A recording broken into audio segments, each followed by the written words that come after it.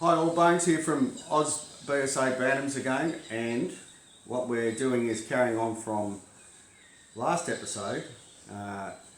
If you watched the last episode, with the first race engine we have a high head temperature, and we have our suspicions that the head is actually a bit over compressed. So what we're doing now is we're actually going to CC the combustion chamber volume, and I'll bring you a little bit closer to show you what I'm actually... So as you can see here, I've got a Perspex plate, and it's actually sealed with just a little layer of Vaseline. Syringe, I've got a measured amount in the syringe, and all I do is start filling up the head with water. So I'll keep going and just actually move the head because it's not perfectly square. But that's how we do it. Then we measure how much water we've put in to get our combustion chamber volume. So we have a Todd head, and once I measure this, I'll measure the Todd head, and hopefully the Todd head will have a bigger combustion chamber volume, which will decompress the engine a bit. So we'll go and have a look at that. So over there is Justin just lapping the head on, or the Todd head. We've measured them both. The Todd head has a larger volume by a couple of cc's, so it'll decompress the engine a bit. The reason Justin's lapping the head is that there's a few marks over the mating surface, and if you've watched some of my videos, I never run head gaskets in Bantam, so we'll lap that head down, get the marks out of it so it's perfectly flat and clean. We'll fit it up to the bike, and we'll give it a run with the thermocouple on and see what head temps we get. Hopefully it'll run a bit better. Righto, mate.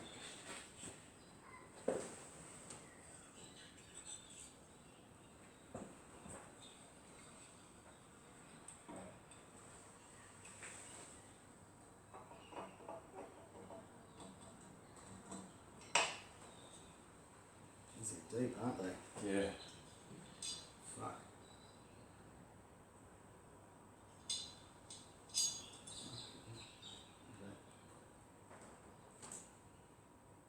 So we're just fitting the head up now, obviously, but the Todd heads, the studs are a long way down.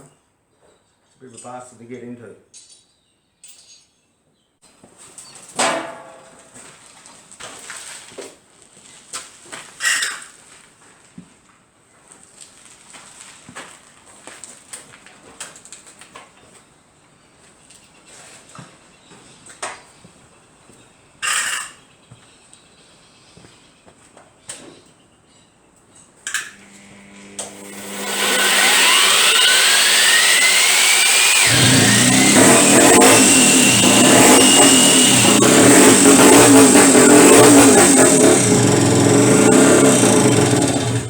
What was that noise? I don't know. I know what it is. What? I wonder if the fucking piston's hitting the head.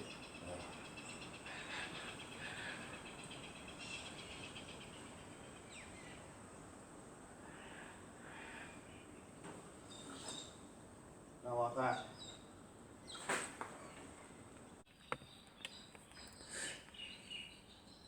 So as you saw with the last test run, my suspicions about the piston hitting the head were actually right. Now, what I actually did was check the squish band, and my suspicions are, because I'm running a fair bit of clearance on the piston and barrel, it just kinked the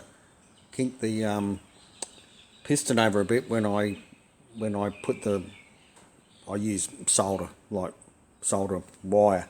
So I poked that in through the spark plug and rolled the piston up, but it was just barely touching, and it could have been a deformation or something in the actual piston itself. It was barely touching, which was good, because otherwise I could have done some crank damage. So as you can see over there, I've just reprofiled it, just about 0.6 of a millimetre or something like that.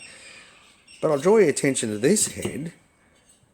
Someone's modified a pineapple head, made it centre fire, and as you would know, The spark plug usually comes out the side here, so they've actually built these fins up with weld and machined them back. I mean, I think that's an absolute work of art.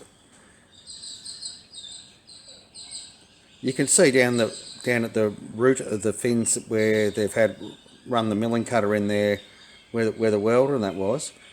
But by golly, that's a lovely job, isn't it? I mean, there's a really skilled craftsman who's done that. But anyway, we'll fit that up, we'll give that a run, and we'll see how this #1 engine runs.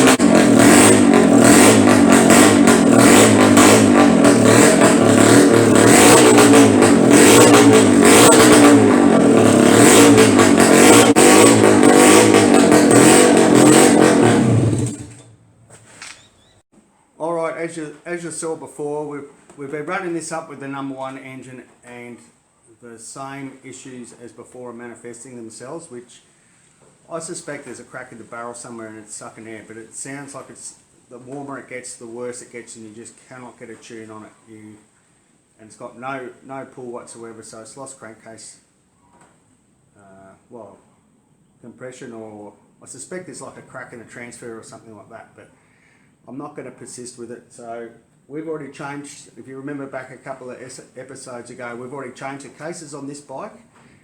So now I'm actually going to make up a complete new barrel for it. So porting job, machined to different tolerances and things like that. In the meantime, Justin's going to go back to the #2 engine and pull it down, and we'll go and have a look at the gear selection or gear selector issues in that, and we'll see how we go. We know the recipe for that one's right, but if you saw the amount of work that is involved to reproduce a barrel like that, we just don't have the time. So I will get onto another barrel for this one, and we'll see how it goes. Now the default position, because we really want to take 2 engines away with us, is that the original engine in this,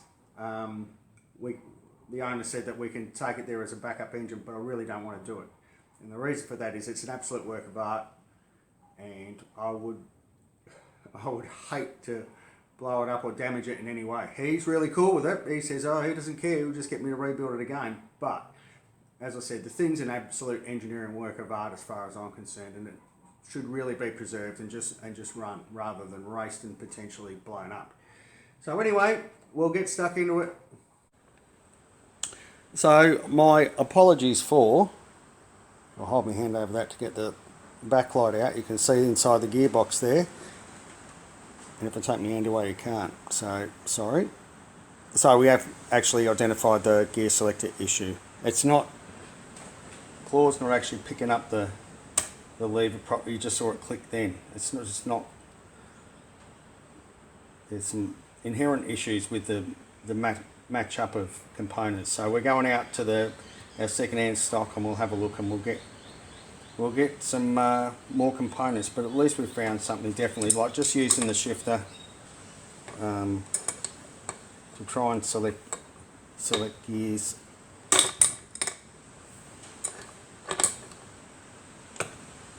See, it's not fully engaging.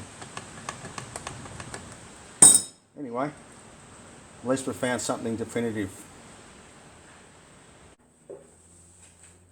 So as you can see, we've got the #2 engine back in the bike. We sorted the gear selector problem, which was a bit of a different one, but if you're into Bantams, this is something you potentially should be looking out for. So yeah, all back together. Tomorrow we'll retime it,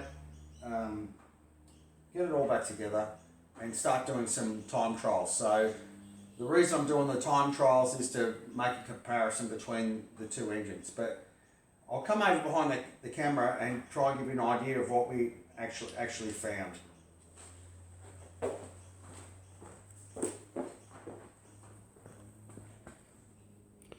So I'm hoping that'll focus all right. So that's just selector claw that activates on that. But the gear change return spring, which is an aftermarket jobby, it had a natural set to make the claw actually sit like that in a neutral position. So it was sort of sitting just above the edge and not resetting. So it wasn't sitting like that, it was actually sitting like that in its normal position. So what I ended up doing was just laying a tiny bead of weld there that would be about 2 millimeters high to actually bring the claw down to make it sit like that, but in its normal position it sat like that. So it was having real trouble actually trying to pick up on the selector. So it was a bit of an interesting one, but anyway, we identified it, we got there in the end, and it's just selecting gears really well now. And so I'm really looking forward to getting it out there and giving it a bit of a wrap tomorrow. That's the shed warden down there, that's Stormy Puss. So it's a bit hard to see and I haven't got much light, but I've started the porting job on the barrel there. I've got the exhaust done and I'm sort of part way through the inlet. So jobby tomorrow will be make up a new inlet manifold to take the Makuni carby. So it'll be, I'll cut this off. I'll have a stub that I'll bore into there, bronze it in, adapter plate to take the Makuni rubber inlet manifold, and we'll get into that. But it's been a pretty big day. But we're making headway. It's pretty hard to see. Sorry about that.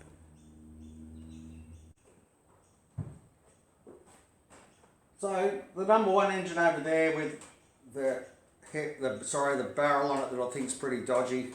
So as I said before, I'll keep progressing this tomorrow. Fair bit of work involved in importing it all, and we actually have to pull this engine all the way apart again so we can actually match port the transfers to the engine cases. So that's about it for this episode. I really hope you've enjoyed it.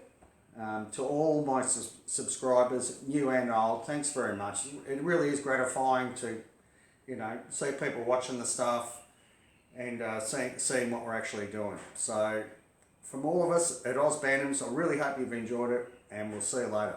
Bye bye.